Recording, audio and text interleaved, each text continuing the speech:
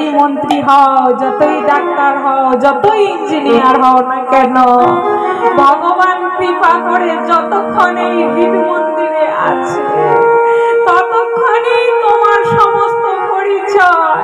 যেই না হৃদ মন্দির থেকে বেরিয়ে গেল তখন থেকেই একটাই পরিচয়, ডেড বডি, লাশ, মৃতদেহ। কিসের এত বড়াই করো?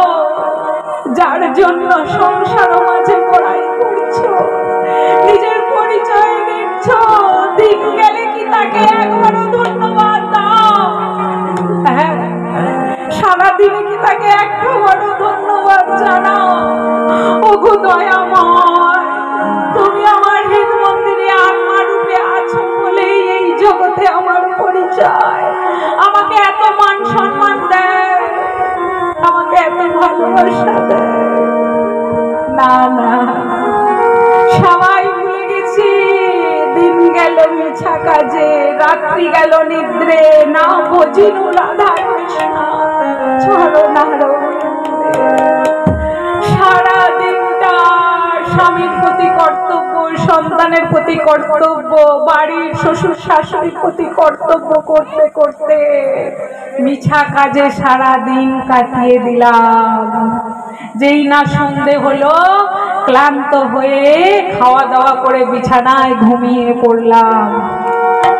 দিনের পর দিন কেটে যাচ্ছে, হুঁশ নাই। একদিন একদিন করে যে কালরূপী মৃত্যুটা তোমার আয়ুটাকে খেয়ে ফেলছে, সেটাই হুঁশ নাই।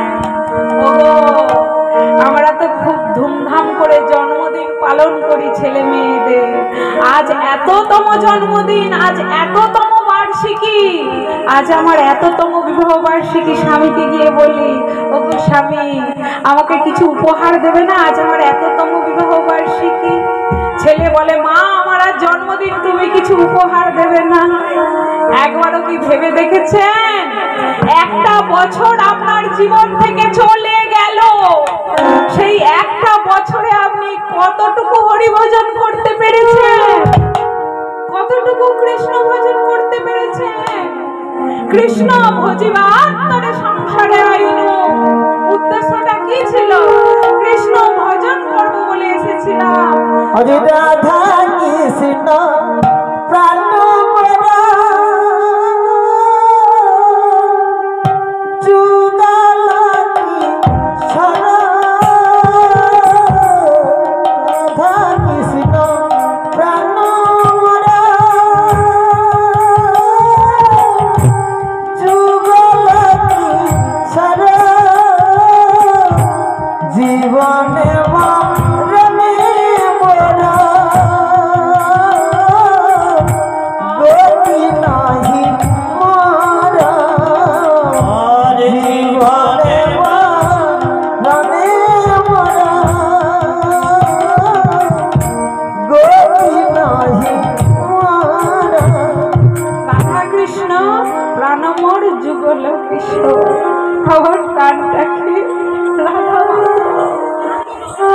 কখনো একবার এইরকম ভাবনা চিন্তা করে দেখেছেন? মাইকে তো অনেক গান হয়।